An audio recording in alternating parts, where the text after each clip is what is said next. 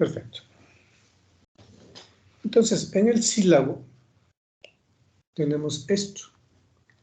Método científico, la secuencia lógica y el artículo científico.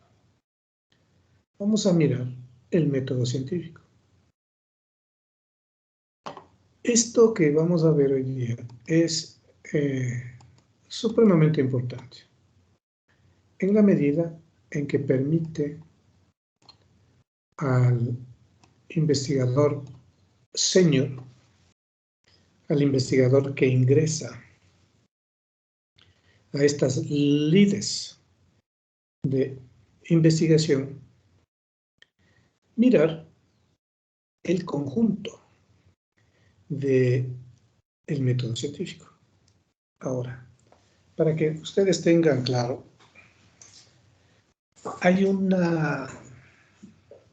hay dos aproximaciones al método. Hay unos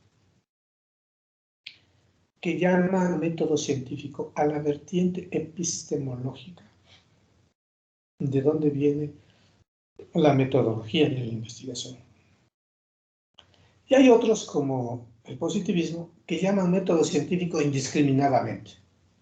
Y nosotros, como ustedes ven, nos estamos metiendo al método científico. ¿Sí? De esa manera, in misericordia, sin respetar esa dual diferencia que en general en los foros de investigación, de investigadores, a veces sale, ¿no es cierto? ¿Por qué? Porque si estamos en ciencias médicas, casi no hay dificultades. Usted tiene un método científico y con eso se defiende. Pero si a ese método científico le pone variables de orden social, cultural, económico, de influencia del ambiente,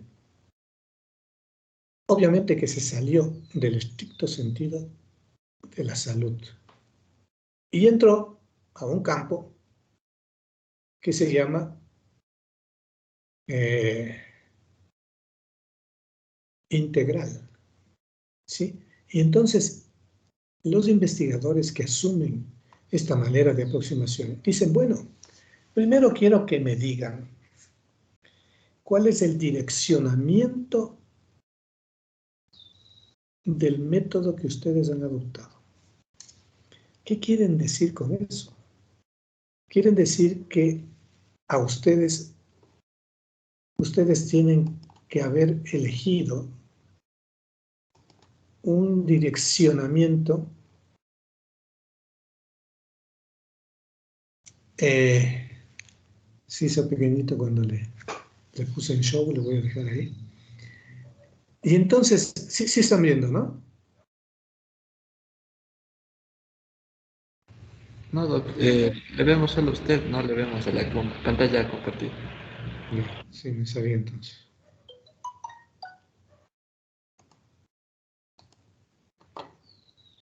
Sí, me sabía. Ahí le voy a dejar. Y entonces, nos van a preguntar, ¿cuál es el direccionamiento epistemológico que usted ha decidido optar en su investigación? Sabemos que la mayoría de investigaciones en salud tienen un direccionamiento positivista. Sí, y eso es lo que cubre el 99%. Pero si usted pone que las condiciones de vida están influenciando en alguna enfermedad, es muy probable que a usted le pregunten, bueno, ¿y si las condiciones de vida están influenciando en la desnutrición? ¿Cuál es el direccionamiento epistemológico que ha tomado? Porque el meter variables de fuera del ámbito biológico ya le lleva a adoptar un método científico distinto. ¿Ya? Pero en este sílabus, aquí no hacemos esta diferencia, sino que directamente nos metemos al método científico como si fuera lo único. Y entonces, ojo, hay un método científico que tiene un direccionamiento epistemológico y hay una metodología de la investigación científica, ¿sí? Que es lo que tenemos ahí, al frente, en 5 puntos. ¿Ya? Entonces, lo que en estricto sentido estamos hablando es de la metodología de la investigación científica, que tiene una secuencia en 5 puntos pintados aquí. La una es la fase conceptual, la otra es la fase de diseño y planificación, la otra es la fase de ejecución, la otra es la fase analítica y finalmente la fase de difusión. ¿Ya? Y entonces nosotros nos vamos a dar toda esta vuelta para llegar a escribir un artículo científico al final de los 4 o 5 meses que dura este. Bueno, no vamos a escribir el artículo científico, vamos a adoptar datos. Vamos a producir datos y en el siguiente semestre, en octavo, pues, vamos a analizar esos datos. Vamos a aprender estadística aplicada a salud para manejar esos datos. ¿Ya? Entonces, con esa aclaración, vamos a la primera fase. Fase conceptual. La fase conceptual es aquella que se caracteriza porque nosotros incorporamos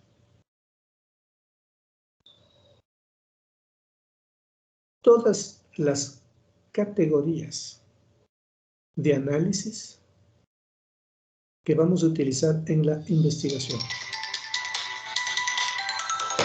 Déjenme contestar una llamada, por favor. Aló. Si él es.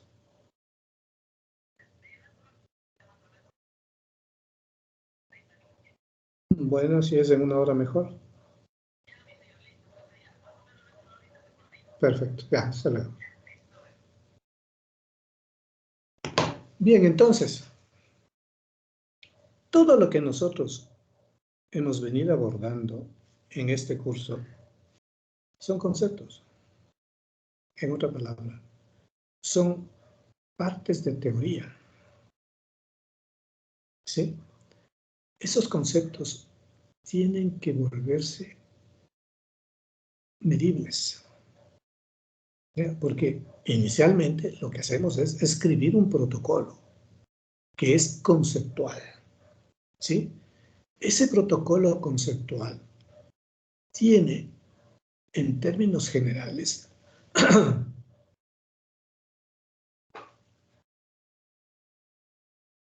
un marco teórico,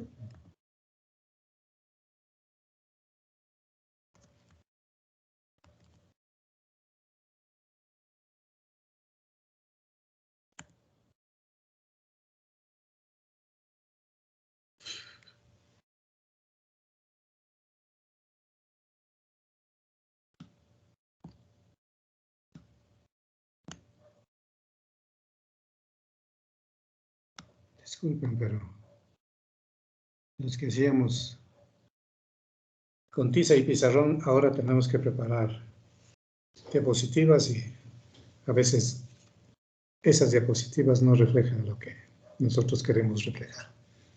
Y entonces, ahí hay un marco teórico, hay un planteamiento del problema,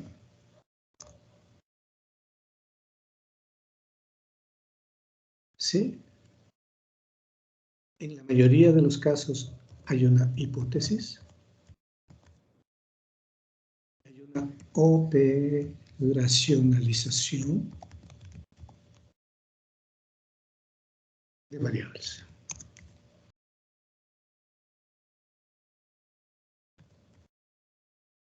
Les explico. Y entonces, esta fase conceptual tiene esos 4 componentes. El marco teórico, que significa que usted recoge toda la información que de acuerdo a su concepto del objeto de estudio o del tema de investigación, necesita compilar. Usted, bajo su mirada, adopta hasta dónde debe estar el marco teórico. Traza la cancha de las consideraciones teóricas que deben estar establecidas para lograr cubrir todo el objeto de estudio. ¿Ya? Entonces, el marco teórico es el resultado de una serie de consultas bibliográficas no indiscriminadas, todo lo contrario, discriminadas al tema de investigación que usted quiere estudiar. Ahora, si usted fuera residente, es decir, ya superó la etapa de pregrado, no se graduó con tesis, pero aprenden cosas. Si usted fuera residente, insisto, usted tiene que graduarse con una tesis. Y esa tesis tiene que cumplir toda la normativa metodológica. Por eso digo que no es método, que es metodología. ¿Sí? Y usted le pone los límites. ¿Ya? Pero si ya es residente, usted ya sabe cosas. Maneja mejor el tema. No solo maneja el tema de la investigación que decidió hacer, sino maneja en general algunos temas que ya le son de interés, porque ya ha pasado por la medicatura rural, por la residencia de algún hospital, y más o menos se da cuenta por dónde están los problemas que ameritarían ser investigados. En ese caso, usted no comienza por el marco teórico, comienza por el planteamiento del problema. Y una vez definido el problema, le pone la carne a ese problema, es decir, le pone el respaldo teórico. ¿Ya? Pero como ahora ustedes están comenzando, vamos a comenzar de manera consciente por el marco teórico. ¿Por qué? Porque si ustedes me dicen que quieren estudiar la influenza, en cualquier grupo de edad, en cualquier escuela, me tienen que demostrar que saben de la influenza. ¿Sí? Que la influenza está siendo manejada por ustedes. Que seguramente eso les van a dar en pediatría y todavía no toman pediatría, pero esa es la investigación. Ahora les toca adelantarse en la lectura de la influenza si van a ser en niños, que es el grupo de mayor riesgo, de paso. ¿Ya? Entonces se van enterando de cosas. Y claro, si ustedes quieren manejar la influencia por determinaciones sociales, van a manejar en el contexto en el que se desarrollará esa investigación. Digamos, será una escuela rural, será una escuela que no tiene condiciones básicas. Y entonces usted va a tener que incorporar esas condiciones. Pero allí usted empieza a manejar simultáneamente las dos cosas. El planteamiento del problema y el marco teórico. ¿Por qué? Porque en el problema usted va a poner todas las situaciones conflictivas, negativas, que tiene ese grupo de la población, digamos niños, sí, y les va a dar el respaldo teórico. En otras palabras, usted va a comenzar a manejar simultáneamente el planteamiento del problema y el marco teórico. Esa es una opción. La otra opción es que usted primero demuestra que maneja el tema, para eso el curso que estoy sugiriendo que haga, y entonces aprueba el curso y usted ya tiene un avance, ¿sí? Tiene un adelanto, ya ingresó al tema y eso va a ser parte de su marco teórico dependiendo cómo lo haya planteado. ¿Ya? Y, por supuesto, el planteamiento del problema, en cambio, es la demostración empírica En otras palabras, a través de datos, de que el problema está ahí. ¿Ya? Entonces, usted cuando plantea el problema y dirá, en la escuela 5 de junio hay influenza en el 50% de los niños, ¿sí? Es una población de 500 estudiantes, los 250 han tenido episodios de influenza. Hay dificultades de vacunación, en el último año no accedieron a tiempo, se ha elongado esa vacunación.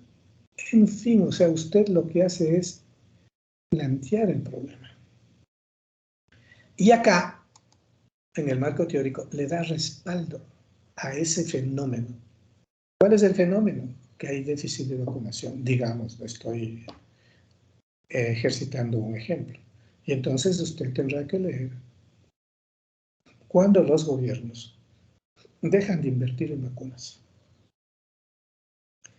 Porque eso es un poco lo que está pasando en nuestro medio, ¿no es cierto? Los gobiernos dejan de invertir en vacunas y hasta hace poquito no teníamos las vacunas del plan ampliado de inmunizaciones del Ecuador. Ya nos hemos igualado. Pero ¿qué les pasó a esos niños que no recibieron a tiempo sus dosis? ¿Tuvieron la enfermedad? ¿Estuvieron en riesgo? ¿Qué pasó? Y entonces, esa situación problemática es la que usted va compilando bajo el título de planteamiento del problema. ¿Sí? Y la va respaldando con el marco teórico. ¿Ya? Y entonces, el marco teórico no son ni 15, ni 20, ni 30 hojas, ¿sí?, de bibliografía citada, sino son las hojas necesarias para usted resolver el problema. Claro que si usted me trae 2 hojas y yo no veo que el problema está bien ventilado, por supuesto que le voy a invalidar. ¿Por qué? Porque usted mismo se dará cuenta que lo que requerimos es una exposición del problema, y leyendo el marco teórico, allí están las explicaciones teóricas de ese fenómeno. ¿Ya? Entonces, esta fase conceptual la hago simultáneamente entre el marco teórico y el planteamiento del problema. Es un va y viene, es una carretera de doble vía, donde desde el marco teórico bajo al problema y desde el problema subo al marco teórico. Y voy construyendo ambas cosas. Ahora, en la medida que hago eso y que voy aclarando bien cuál es el problema que quiero estudiar, aparece la lógica de la hipótesis. ¿Qué es la hipótesis? Es una respuesta teórica al problema. No es una respuesta cotidiana, no es una respuesta que uno dice, ¿estás enfermo? Y la respuesta es sí, estoy enfermo. Yo sé que hay libros publicados así, pero no los vamos a tomar en cuenta, porque aquí en el país se escribe y se escribe. Y entonces vamos a tomar bibliografía que se respeta, y ustedes van ahí, tienen alguna bibliografía en el sílabus que ustedes pueden revisar, está en el internet, es gratuita, y eso es lo que queremos que revisen, ¿no? Entonces, la hipótesis, en cambio, es una respuesta teórica al problema. Tomen en cuenta que el problema es una respuesta empírica, ¿sí? Esta respuesta empírica se respalda en los mejores argumentos dentro o debajo del propio planteamiento del problema. Y esos argumentos teóricos que dicen que el 30%, por decir algo, de los niños escolares tienen sobrepeso, y esto se debe a el manejo de los hidratos de carbono en las escuelas. Eso quizás sea un argumento teórico a probar. ¿Sí? ¿Qué pasa con el manejo de los hidratos de carbono en las escuelas? Hay un reglamento escolar de venta de lo que se vende en los bares escolares. No sé cómo esté, si sigue en vigencia ese reglamento o ahora las señoras de los bares venden lo que quieran. ¿Sí? ¿Por qué? Porque lo que se privilegiaba es vender aleaciones de legumbres, de vegetales y también jugos naturales no azucarados. ¿Ya? Y eso bajo la hipótesis de que iban a disminuir el sobrepeso. De hecho, en este momento los reportes del Ministerio de Salud dicen que los niños escolares tienen el 30% de sobrepeso. Es decir, de cada 100 niños, 30 tienen sobrepeso. ¿Ya? ¿Y eso dónde se produce? ¿Se produce en la escuela? ¿Se produce en la casa? ¿Se produce en el horario escolar o se produce en la alimentación doméstica? ¿Qué es lo que pasa? Ah, si usted quiere investigar eso, de pronto, ¿ya? Y entonces usted se hace una idea hipotética de cuál es la solución a ese problema. Tanto el marco teórico, el planteamiento del problema y la hipótesis terminan siendo teoría. ¿Por qué? Porque si bien usted está tomando datos de la realidad, datos de las escuelas, para seguir en este ejemplo, pero son teoría. Porque usted fue a la escuela y pidió las estadísticas de nutrición, sí, de la nutricionista de la escuela, y de ahí sacó. Sí, y de ahí sacó que efectivamente hay un sobrepeso preocupante. ¿Ya? Y entonces usted va reuniendo todos esos elementos, una parte de esos elementos les pone en el marco teórico, otra parte les pone en el planteamiento del problema y otra utiliza para armar la hipótesis. ¿Cuál es la característica de la hipótesis? La hipótesis tiene una causa-efecto, que de alguna manera estuvimos hablando y criticando, ¿no es cierto? Decíamos que es lo más elemental que se hace y eso es lo que hacemos. ¿Sí? Entonces, la causa-efecto. O puede ser una multicausa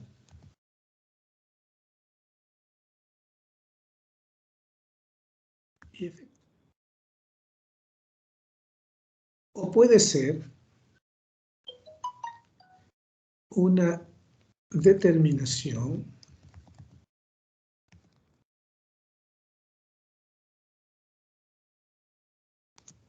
y efecto.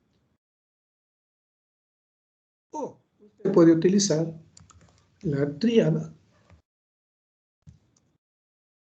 de Level-Crab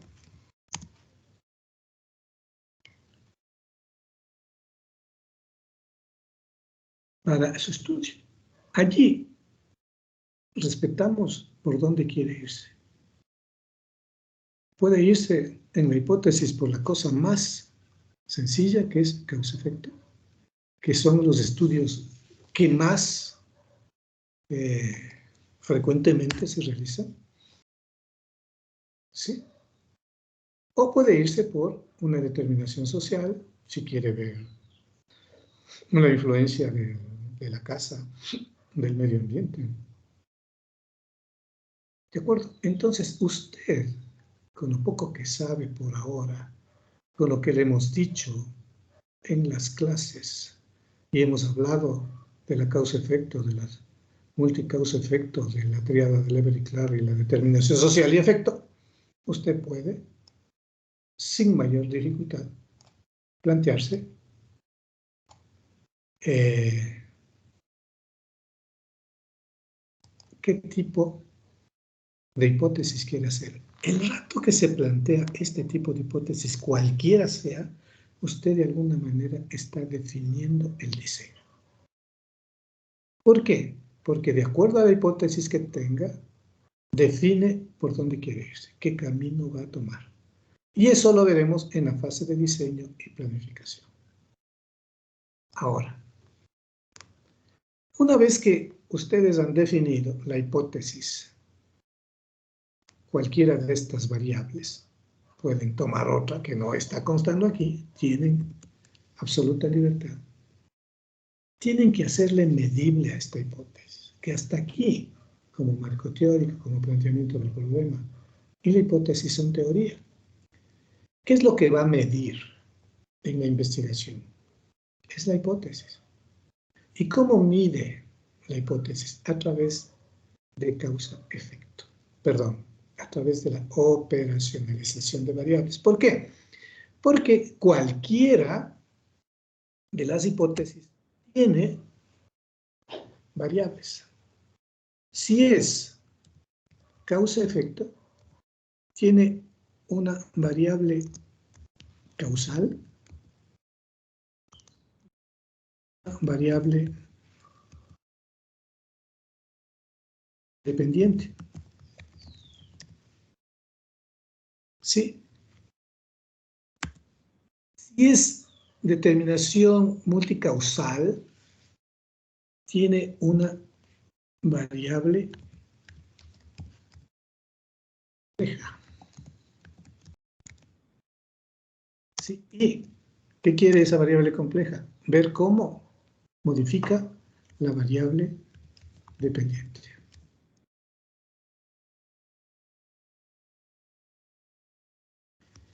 Por supuesto, si es de Lever y Clark, usted toma el agente, el ambiente y el huésped. Entonces, si quiere irse por ahí, el agente, el ambiente y el huésped. ¿Sí? Y si quiere una determinación social, entonces tiene variables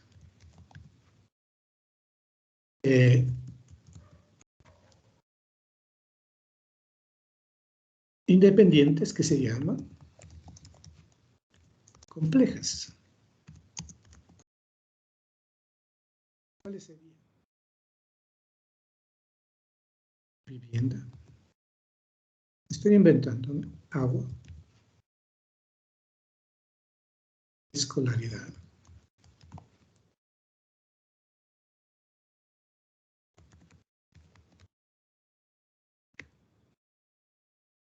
Creencias. Ritos. Y lo que usted encuentre y le interese. Pero usted tiene ahí una variopinta amplia para decidir. ¿Sí? Y entonces, ¿qué hace con eso? A cualquiera de este camino que ha elegido para seguir, usted le arma lo que se llama una tabla de operacionalización. Veamos si la puedo hacer.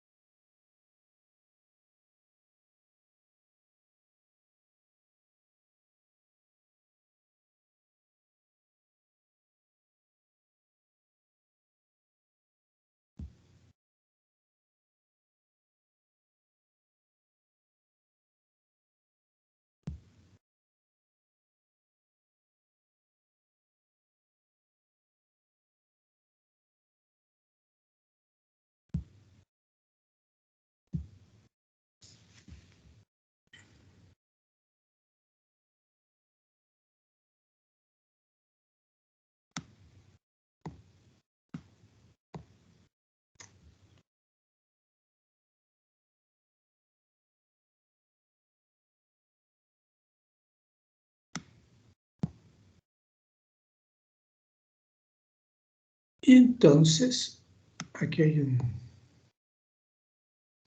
diseño del PowerPoint que lo vamos a utilizar. Entonces, aquí operacionalizamos poniendo la variable,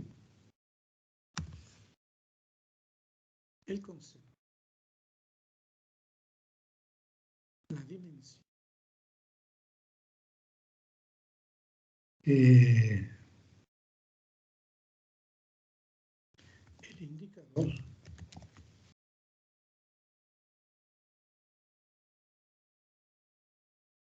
digamos, ¿cuál sería la variable? Supongamos que yo pongo la variable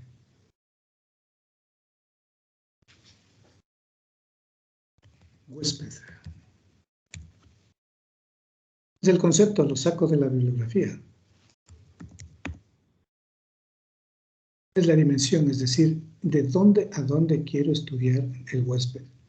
Quiero estudiar el huésped desde la entomología o quiero estudiar el huésped desde la clínica. Quiero estudiar el huésped por los efectos patológicos o quiero estudiar el huésped sobre la mitigación o sobre el control. Si hablo de huésped, de pronto estoy hablando de todo ese gran capítulo de mosquitos y entonces tengo que definir por dónde me quiero ir. Y esa es una decisión teórica que debo tomar. Y entonces la dimensión ayuda a delimitar el estudio. Luego, ¿con qué escalas quiero? O sea, ¿cómo voy a medir? Entonces, digamos, capaz que yo quiero número de mosquitos,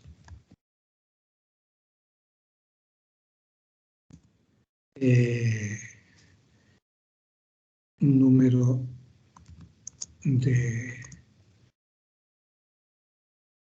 de recipientes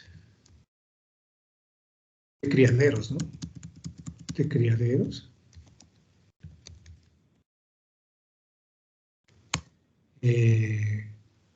Conocimiento de la población que conocen el huésped.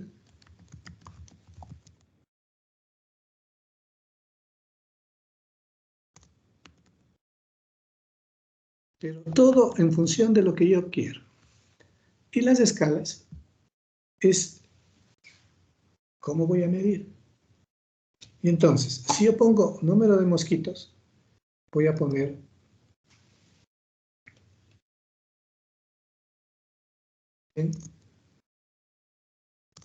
por criadero,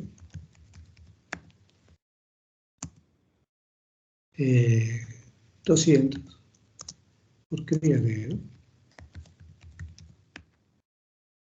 ¿sí? Y luego voy número de criaderos. Y entonces pongo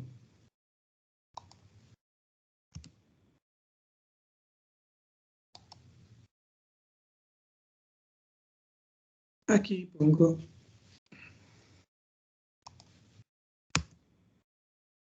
de 1 a 10 criaderos.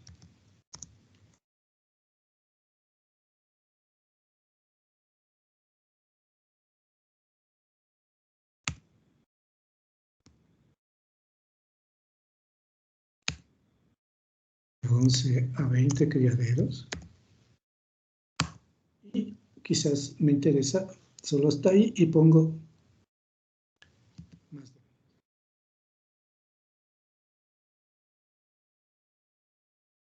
¿Ya? Y entonces, claro, está de más, ¿no es cierto? Porque hasta ahí es.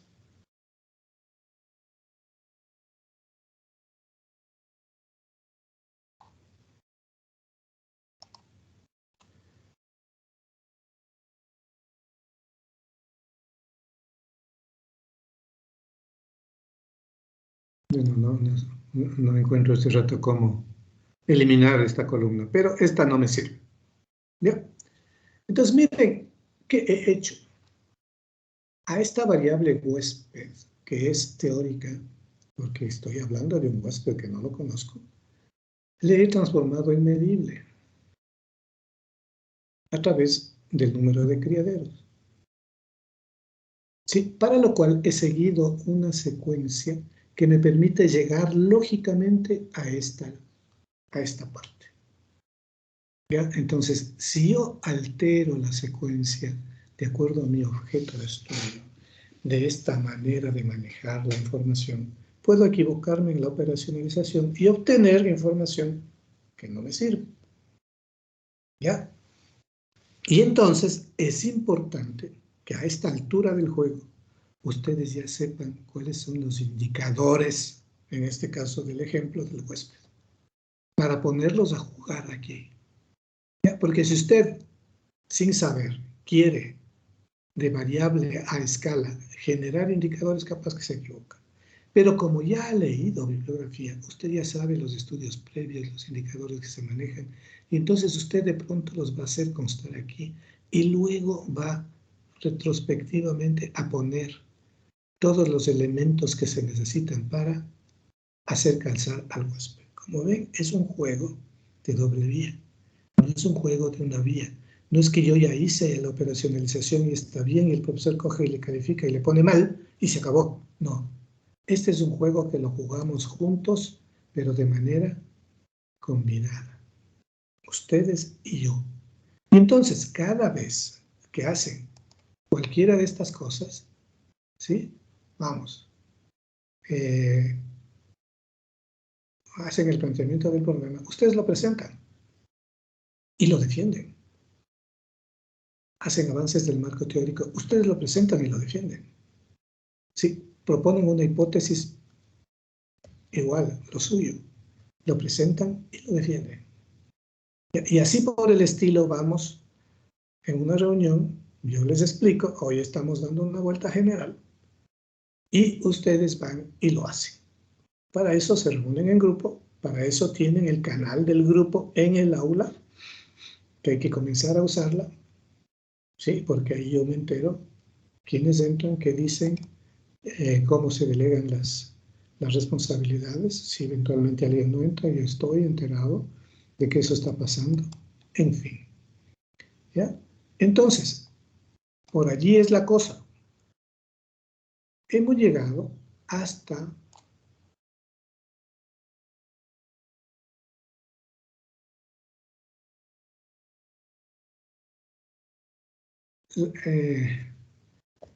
la fase conceptual,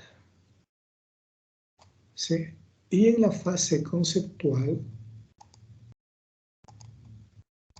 hemos dicho todo esto que vamos a estudiar. Luego vamos a ver la fase de diseño y planificación. Entonces, en la fase de diseño y planificación tenemos que aprender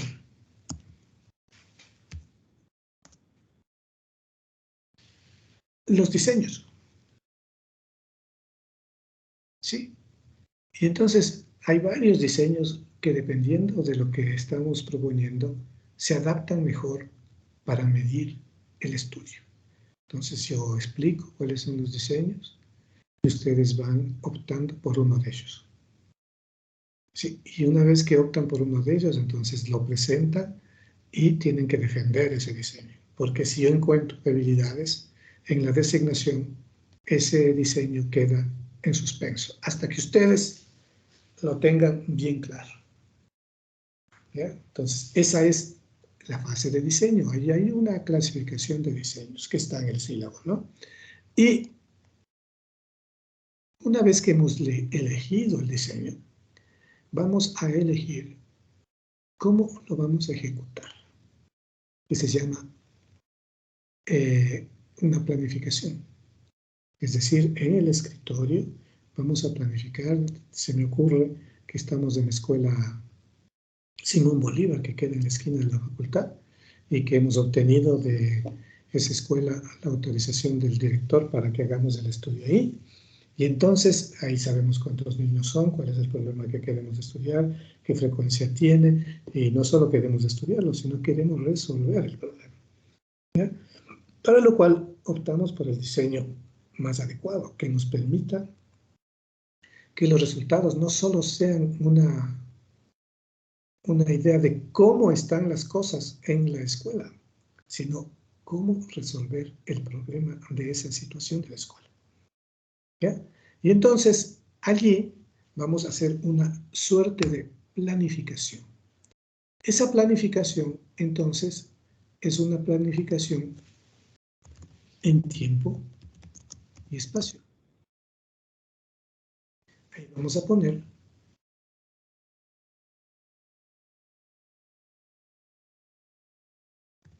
que vamos a cumplir con tiempos, porque tenemos que saber que tenemos 5 meses para aprobar este semestre y en esos 5 meses tiene que hacerse el estudio. Por esa razón, ustedes también tienen que tener claro que en estos 5 meses vamos a abordar toda esta parte. Y nos vamos a ir hasta esta fase, la fase de ejecución. Es decir, vamos en la fase de planificación a elegir el diseño y vamos a diseñar los instrumentos de recolección de datos.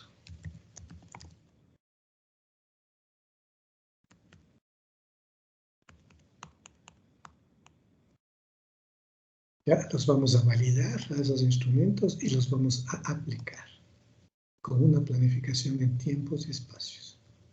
Ahí yo les debo contar todas las cosas que hay que tomar en cuenta para que eso salga correctamente. ¿Ya? Y luego la decisión de la asignatura es ejecutar las observaciones, es decir, aplicar la encuesta.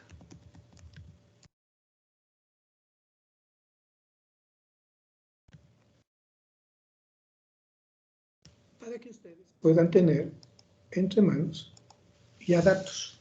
Y van a octavo semestre, donde les enseñamos estadística, bioestadística, y ustedes ya con sus datos de la encuesta, lo que hacen es procesar esa información.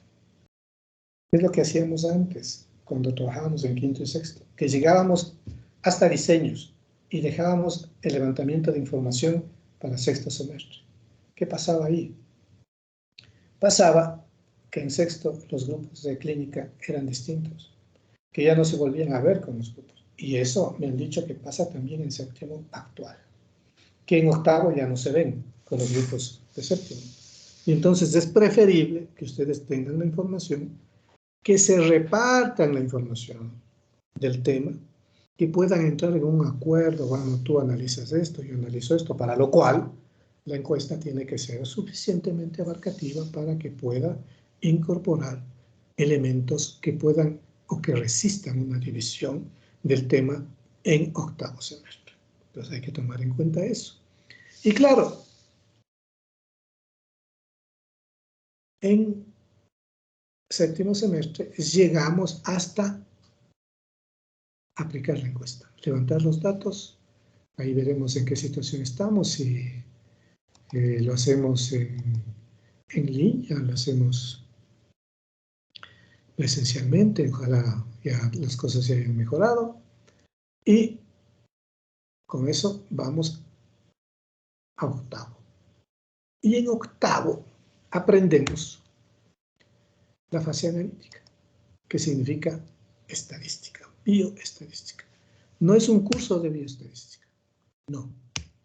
Es un manejo aplicado a salud de la estadística, de la bioestadística. No nos interesa que ustedes manejen fórmulas, que ustedes manejen procedimientos matemáticos. Nos interesa que ustedes manejen un programa de bioestadística, que puede ser el Excel, el SPSS. Es probable que el SPSS sea el más aplicado, de hecho es el más usado en salud, y aprendan a manejar eso. Para lo cual, el curso de bioestadística consiste en que nosotros les enseñamos qué pedir al programa y cómo valorar el resultado. Insisto, no necesitamos que ustedes sepan cómo aplicar la fórmula, cómo despejar. No, porque estamos utilizando la estadística aplicada a salud para beneficio de la investigación. No al revés, ¿sí? Si fuésemos estudiantes de comercio y banca, de contabilidad, ahí sí, pues con razón se meten en la estadística aplicada al área del conocimiento. Pero en medicina no nos interesa. Así que ustedes van a aprender a manejar el SPSS en la generalidad, si son mis estudiantes el SPSS, y a aplicar. Qué pedir, cómo pedir, qué información meter, cómo evaluar el resultado, cuándo se sabe que el resultado es bueno, cuándo se sabe que el resultado no es bueno, porque la máquina le da siempre un resultado. Sí, porque, claro, la máquina no piensa, la máquina cumple órdenes, el programa cumple órdenes. Y si usted mete malas órdenes, le van a dar un mal resultado. Y si usted no se da cuenta, lo va a pasar como verdadero. Y eso le crea problemas. ¿Ya? Entonces, la fase analítica la hacemos en octavo semestre. ¿Ya?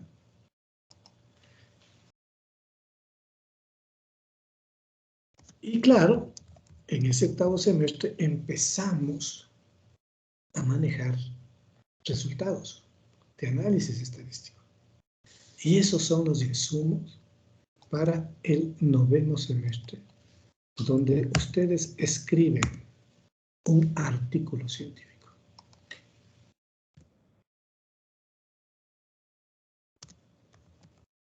Que la pretensión ahora no es que ustedes escriban el artículo y lo escondan, sino que escriban el artículo y lo publiquen. La razón de ser de un curso de esta naturaleza es publicar. Si usted no logra publicar, hemos perdido el tiempo suyo y nuestro. ¿Ya? Entonces, esa práctica les debe quedar como práctica médica permanente para que ustedes, de todo lo que hacen en su vida profesional, sea con vistas a sistematizar la información dentro de parámetros metodológicos y puedan ir sistematizando por tiempos, por periodos y puedan ir armando artículos y publicando. No necesitan tener título para publicar. No necesitan estar graduados. Necesitan tener una idea interesante entre manos y un resultado que un comité editorial de una revista local, institucional o internacional mire como interesante. A ellos no les interesa si son estudiantes o no, si tienen cuarto nivel, si son PhD o no. Les interesa mirar los resultados de la investigación y ustedes puedan demostrar que efectivamente llegaron a esos resultados a través de una metodología. Seguramente les van a pedir el protocolo que lo vamos a escribir con ustedes, les van a pedir la base de datos que ustedes tienen que enviarles y también los cálculos que hicieron de bioestadística y en fin, y una vez que quizás miren eso, si es que no es contundente el artículo, se publicará. ¿Ya? Y entonces, para que se publique, tiene que tomar en cuenta algunas cosas. Tiene que ser un tema de actualidad. Tiene que ser un tema de fascinación.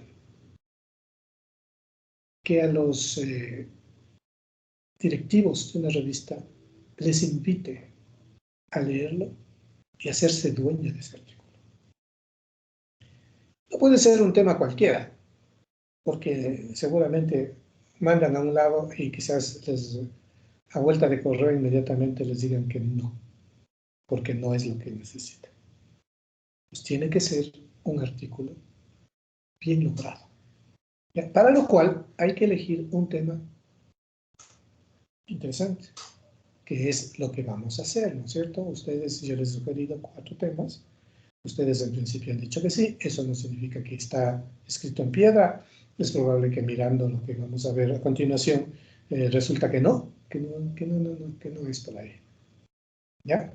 Que no quiero eso, que lo que quiero es otro tema y como ya he ido leyendo, me interesé en otra cosa.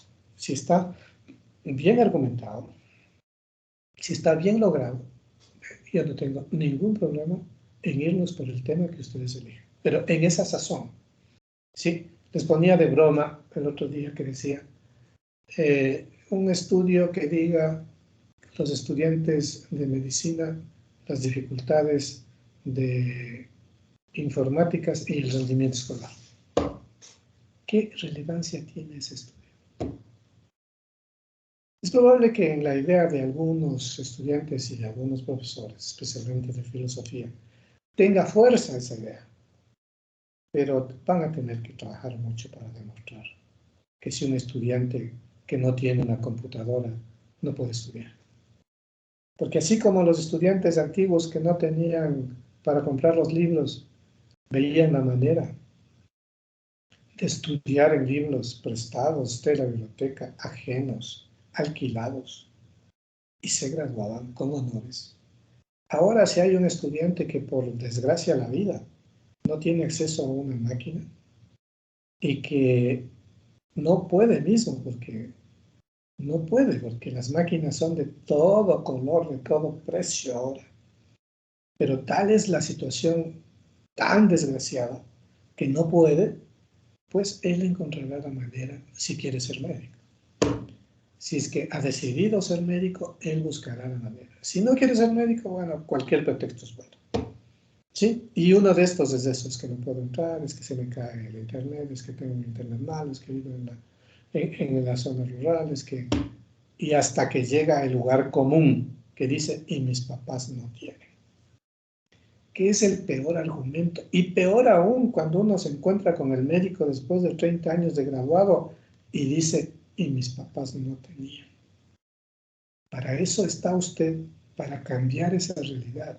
Y si le tocó comenzar el estudio de medicina con que sus papás no tenían, pues por favor, póngase a trabajar para que 30 años después de ejercicio profesional muestre su clínica, muestre su casa, muestre la piscina de su casa y olvídese de que sus papás no tenían.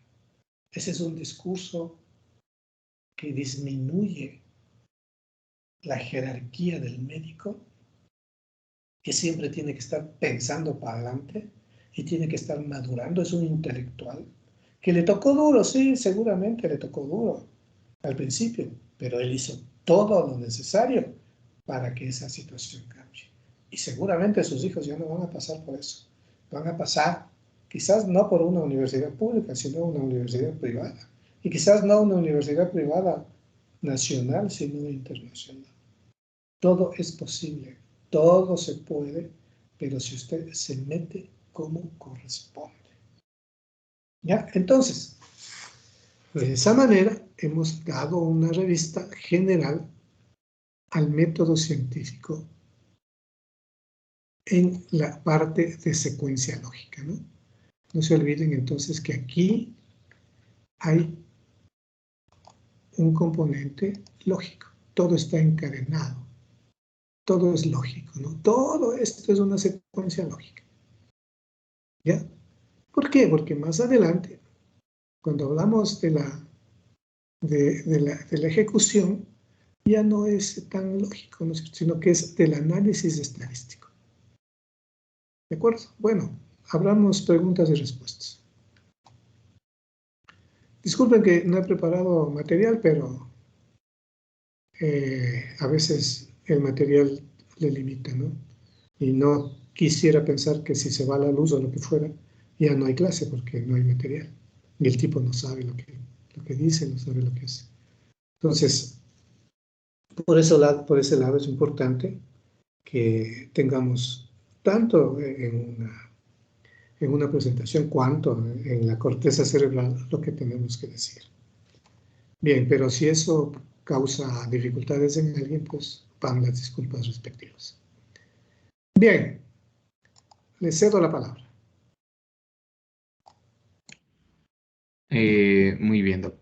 Bueno, la verdad es que nos gustaría tal vez estabilizar o sentar las bases de unas acertadas definiciones sobre este tema, ¿ok?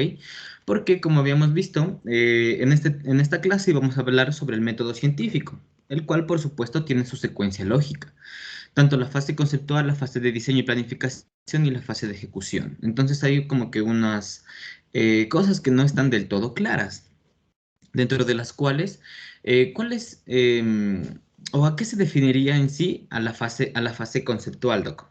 ¿Cómo definiríamos a la fase conceptual? La fase conceptual es la fase de conceptos. Es la fase donde usted elige un tema conceptualmente, porque si usted dice quiero estudiar la parasitosis intestinal, usted no tiene el parásito al frente. lo está pensando, lo está conceptualizando. Sí, y quiere ese tema, perfecto, y usted dirá si va a hacer mediciones de niveles de infestación o va a hacer clínica de la posible infestación, pero ese es el punto, que usted en toda esta secuencia no tiene fase empírica, tiene fase conceptual. ¿Sí? Luego de haber logrado pensar en el tema, redondear el tema, definir metodológicamente el tema, entonces va a la fase analítica. Una vez que levantó la información, ahí sí tiene datos, ahí sí está en la fase empírica, ¿sí? Analizando datos. Entonces, todo lo previamente logrado se llamaría fase conceptual, porque está manejando conceptos, está en un escritorio, está planificando, está escribiendo un protocolo, no está en el campo.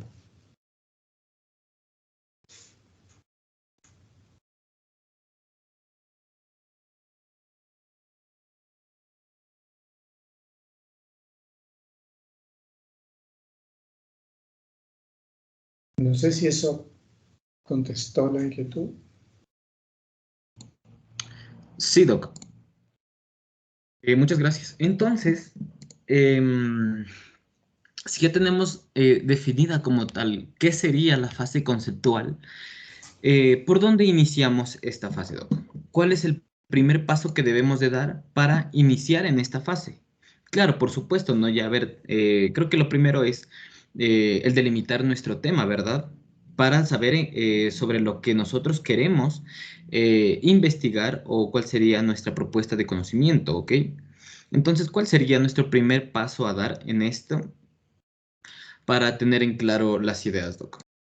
Claro, aquí lo que hemos hecho es una vuelta general de toda la metodología de la investigación.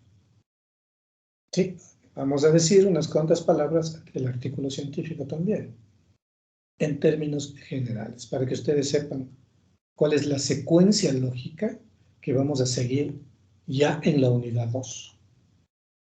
En la unidad 2, entonces, vamos a comenzar definiendo si nuestro tema, el que hayan elegido, es pertinente, es relevante y es factible. Tiene que completar esas tres condiciones.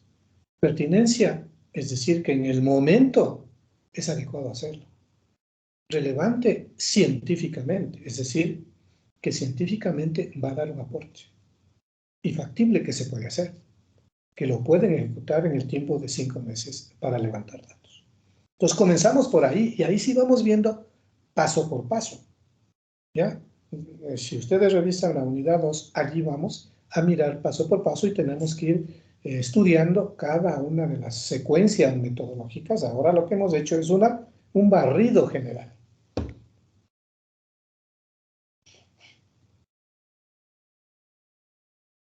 Listo, Doc. Entonces, en base a lo que habíamos hablado, que ha sido un poco más de generalidades, ver un poco más de un aspecto más amplio como tal, ¿cómo definiría usted o cómo podríamos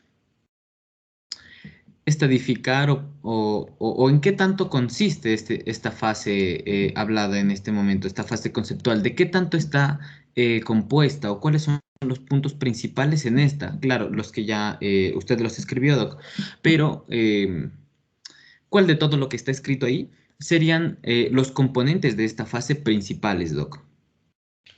O sea, vamos a seguir todos los pasos. ¿Sí? El interés de la asignatura es que ustedes reconozcan una secuencia de principio a fin. Y luego vamos paso por paso. ¿Ya? Y entonces el resto de unidades, la 2, la 3 y la 4, están ya tratadas paso por paso los contenidos metodológicos.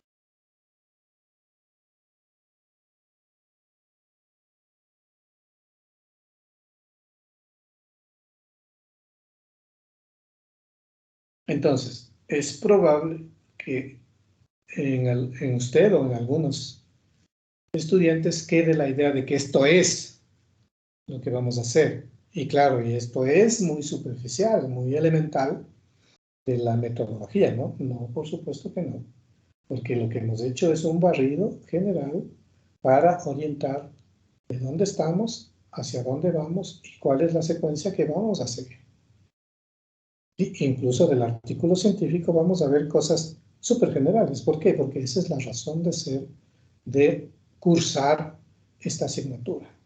Que ustedes terminen con un artículo científico entre manos que no solo sea para calificar, sino que sea publicable, que pueda ser presentado a una revista, para lo cual debe cumplir con toda la normativa internacional y ser acogido por el consejo editorial de esa revista. De hecho, en los años anteriores, varios trabajos de la asignatura están publicados en Argentina, en México, producto de los estudiantes. Y entonces, claro, esa nota de que los estudiantes ecuatorianos de la central pueden publicar, sí, señor, pueden publicar. ¿Algo más? Sí, doctor. Un Buenas tardes. compañero. Digan, digan. Ya, doctor, yo tengo una pregunta. Buenas tardes. Usted nos mencionó que vamos a realizar primero el marco teórico antes que el planteamiento del problema. Entonces, lo que yo le quería preguntar es que si existe algún orden dentro del marco teórico o alguna secuencia para poder hacerlo de la mejor manera, este marco teórico. Sí, sí, de hecho, si ustedes revisan el sílabo, ahí está la secuencia que vamos a seguir. No hemos dicho nada del marco teórico, del contenido, de las citas, de acuerdo a normas internacionales. Se sigue una normativa, no es que se escribe así nomás, sino que se sigue una norma que tiene que estar apegada a las normas bibliotecarias en salud. ¿Sí? Eso es lo que yo les enseño. Y vamos armando el marco teórico. Uh-huh. Bueno, doctor, Sí. muchas gracias. Sin embargo, ya les decía algo que no sé si ustedes lo identificaron. A veces el marco teórico, cuando es un tema desconocido, debe ir primero y el estudiante debe demostrar que maneja el tema para plantear cualquier cosa. Pero dependiendo del tema, a veces el marco teórico y el planteamiento del problema van juntos. Sí, porque la construcción es dinámica, es decir, no hay una receta de cocina ahí, que usted pone la sal, pone las papas y deja hervir 15 minutos y ya le sale. No, no, la investigación es cada una un suceso específico, sin fórmulas, sino depende de la iniciativa del que está al frente de la investigación. Y en este caso son ustedes 4 o 5 del grupo los que están pensando en la investigación y que se vuelven unos pequeños especialistas en el tema, porque lo han leído, porque tienen mejores elementos que el resto, información actualizada, manejan bibliografía, conocen autores, en fin, es decir, esa es la riqueza, ¿no? Por eso cuando se habla ya en términos profesionales de una línea de investigación, el investigador ya maneja muy bien eso, porque ya ha publicado varios artículos sobre el tema de su especialidad y porque ya conoce bien cuáles son los últimos aportes, cuáles son las últimas publicaciones, las ha leído y las quiere él repetir, porque la reproducibilidad del conocimiento es una de las características de la investigación, y entonces esa es la lógica.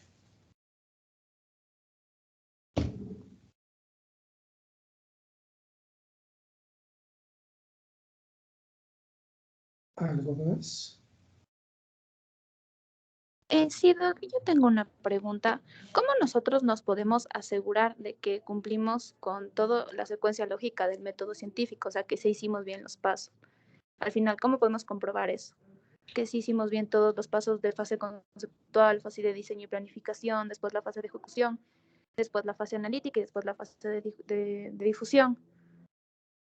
Porque yo soy el tutor de ustedes y yo voy acompañando la secuencia y voy garantizando que ustedes sigan la secuencia. ¿sí? Y si hay alguna parte de estos componentes que resulta flojo, que se sale del tema, porque esa es una de las características, que comenzamos planteando una cosa y en el contenido del marco teórico empezamos a incluir cosas que no corresponden, y entonces ahí está mi papel. Yo no soy el profesor que da conferencias, yo soy el coordinador y el tutor, soy el mentor de ustedes, ¿sí? Y para eso tenemos una cercanía, ¿ya? Y nos reunimos cuando es necesario, cuando ustedes tienen inquietudes, y yo les llamo la atención si es que veo que unos contenidos no corresponden. Yo voy verificando la bibliografía que ustedes presentan. A veces los estudiantes, en su afán de hacer el trabajo, se saltan ciertas consideraciones bibliográficas, y entonces todo eso ya es parte del papel que yo cumplo como profesor.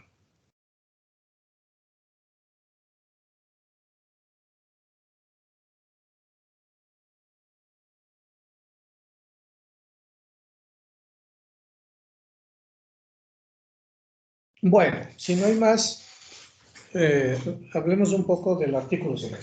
Doctor, antes de pasar al siguiente tema, podríamos tal vez repetir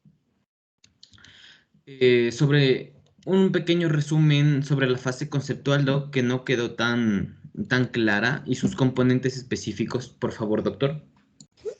Entonces,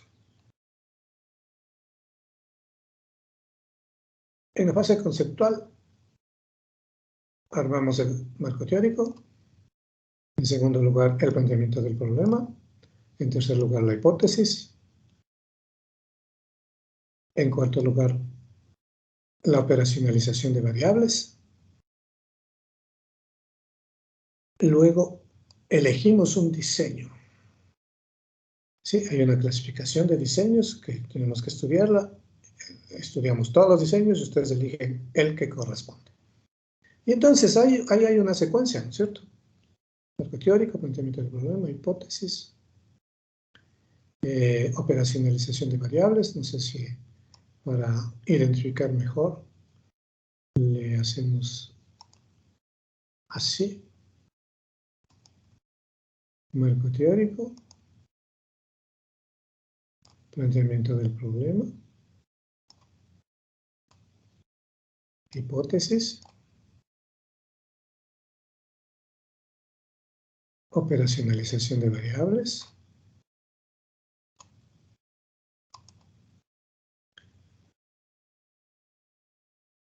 diseño.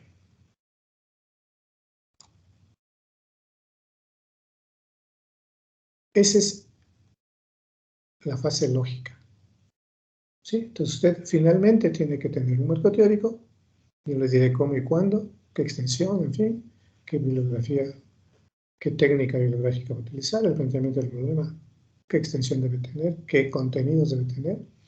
La hipótesis es una oración, ¿sí? Es una oración plausible, es una oración gramatical, que obviamente en esta primera aproximación no la hemos tomado así, pero hemos hablado de lo que venimos diciendo antes, de las características de la hipótesis.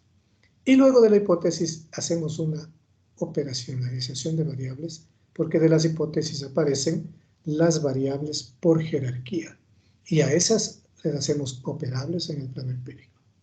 Y claro, yo para ilustrar dije algunas cosas en los diferentes pasos, ¿no? Que quizás eso causó confusión, pero la secuencia lógica es esta.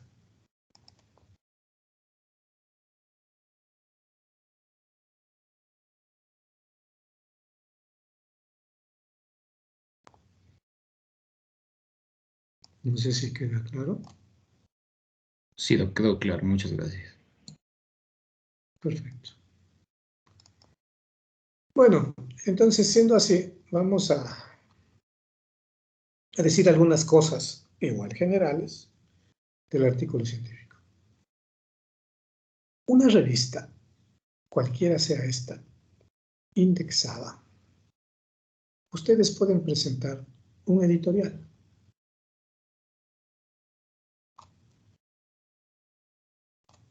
Pueden presentar una carta. Pueden presentar un artículo de revisión bibliográfica. O, lo que vamos a hacer en este curso, presentar un artículo original. ¿Sí? Si bien vamos a mirar todas las opciones que una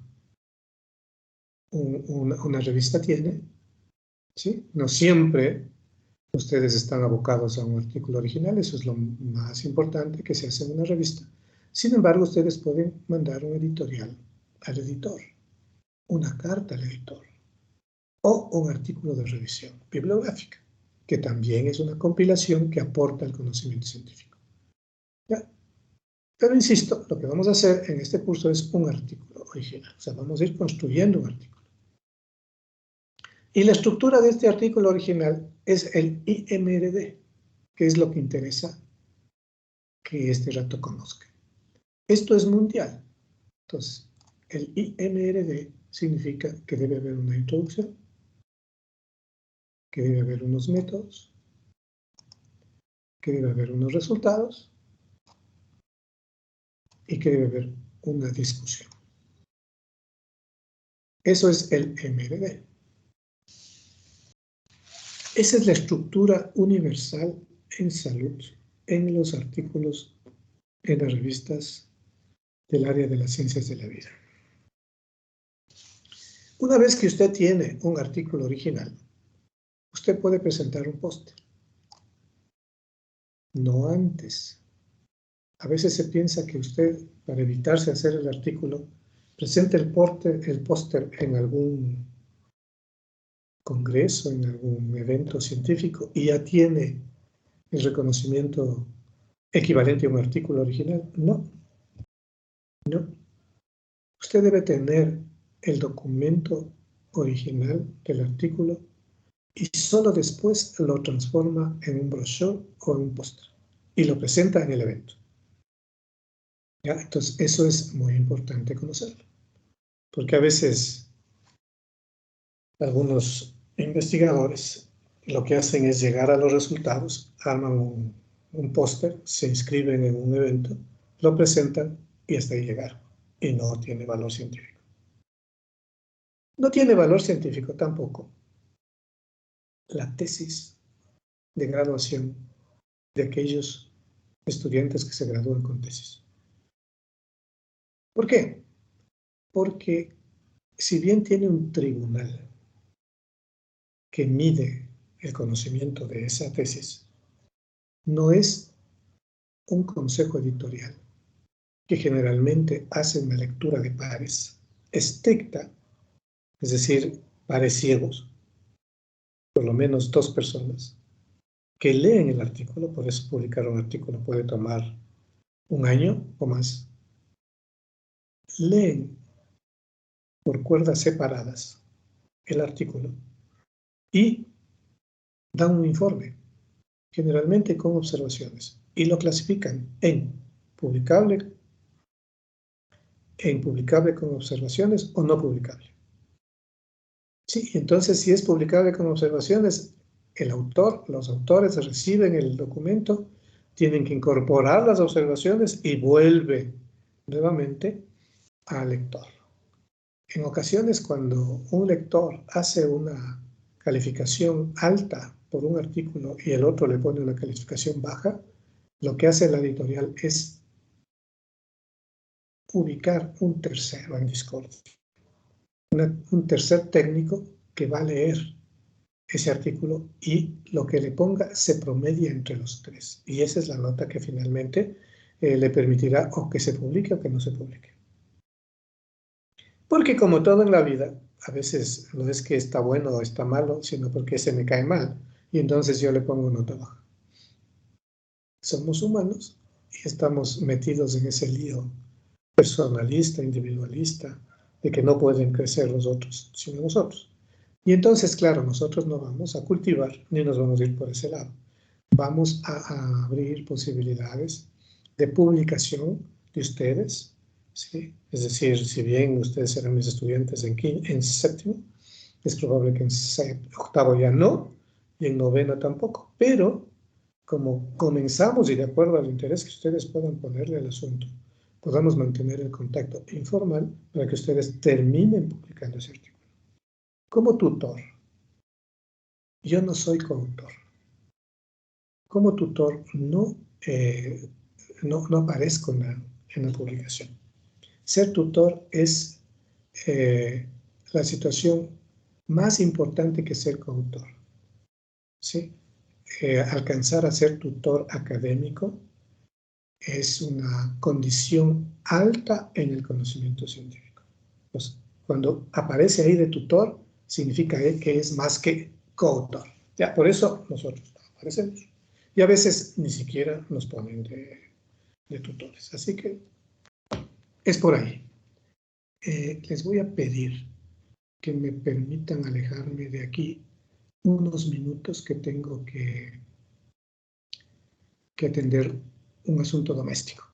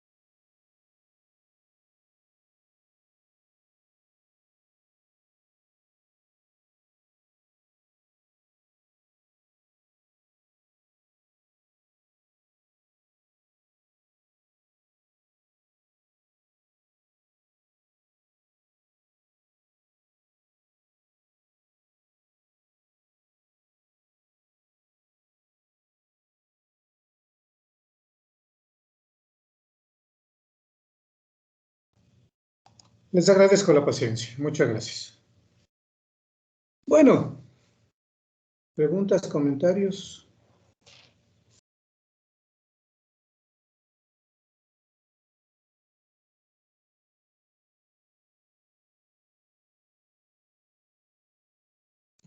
Creo que no, Doc, por el momento.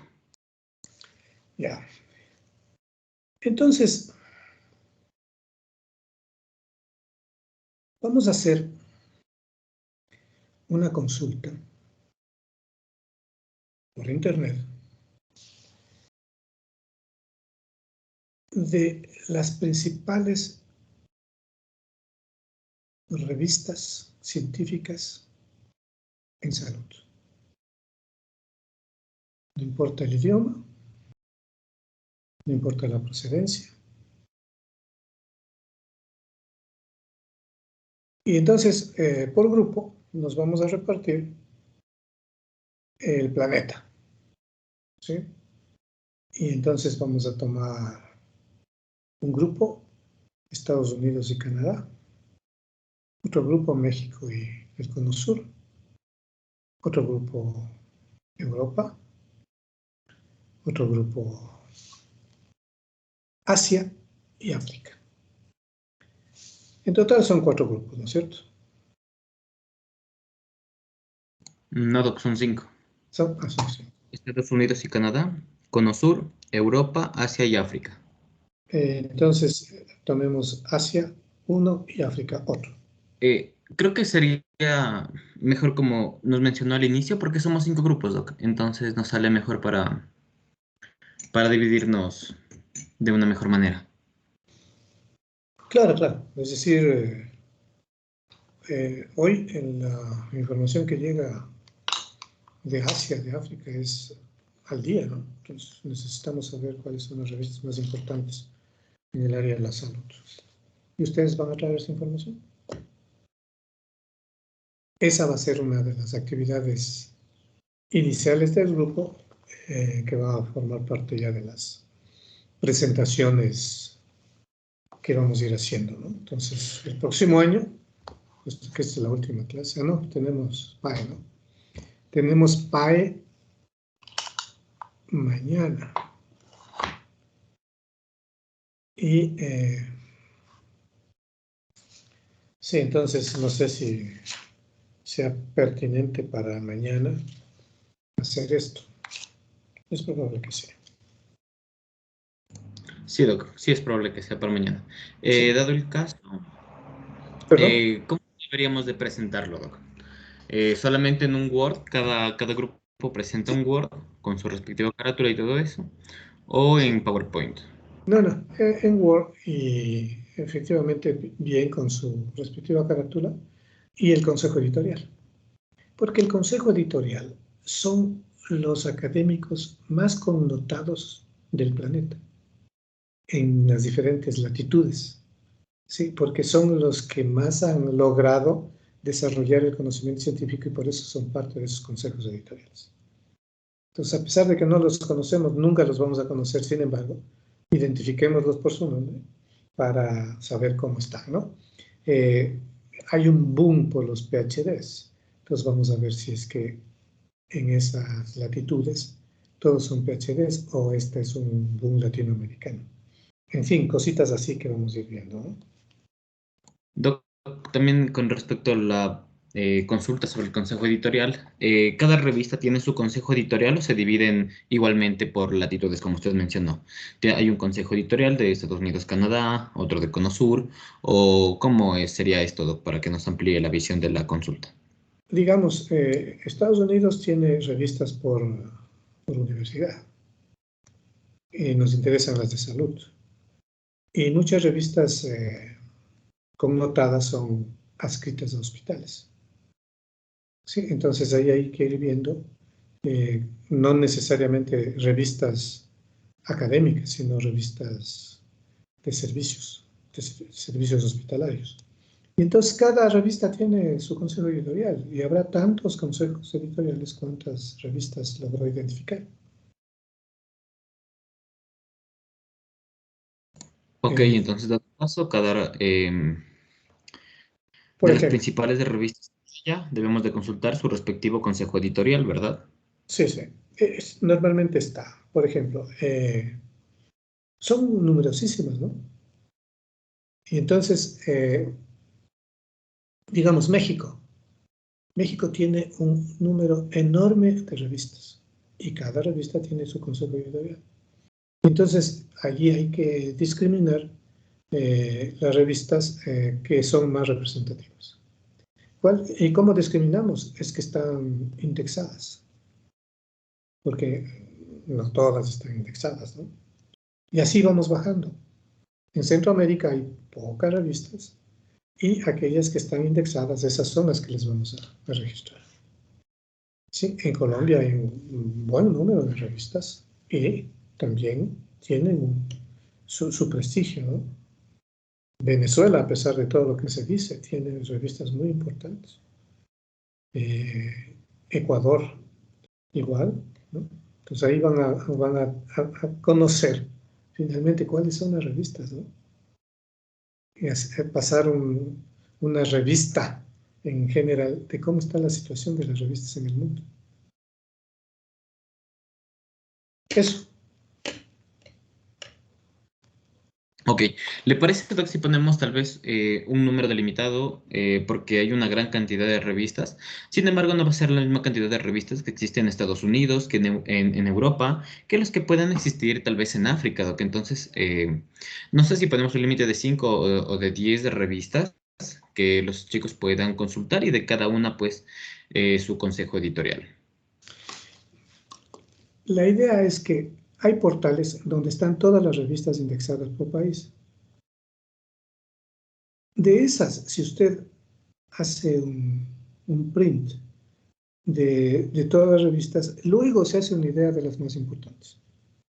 Porque si en cambio de entrada discriminamos las 5 más importantes en esta primera consulta, capaz que estamos dejando de lado las más importantes. ¿Sí? Y entonces lo que vamos a ver es la revista, la inscripción institucional, los años, la periodicidad, porque eso le da, ¿no? ¿Y dónde está indexada? Si está en Latindex, que es lo más simple, lo más elemental, o está indexada en otros portales de mucho más impacto. Entonces, todo eso es lo que ahora queremos que ustedes se hagan una idea de dónde estamos, ¿no? Como Ecuador, como región, y que hay allá en el primer mundo y en el segundo mundo. Porque la idea es publicar no aquí, sino en el segundo mundo, por lo menos, si no es en el primer mundo. Si usted ya tiene un artículo en el primer mundo, bueno, ya está un poco más tranquilo. No necesita esperar a ser médico para tener esas iniciativas. Pero para eso necesita saber que hay esas revistas. ¿De acuerdo?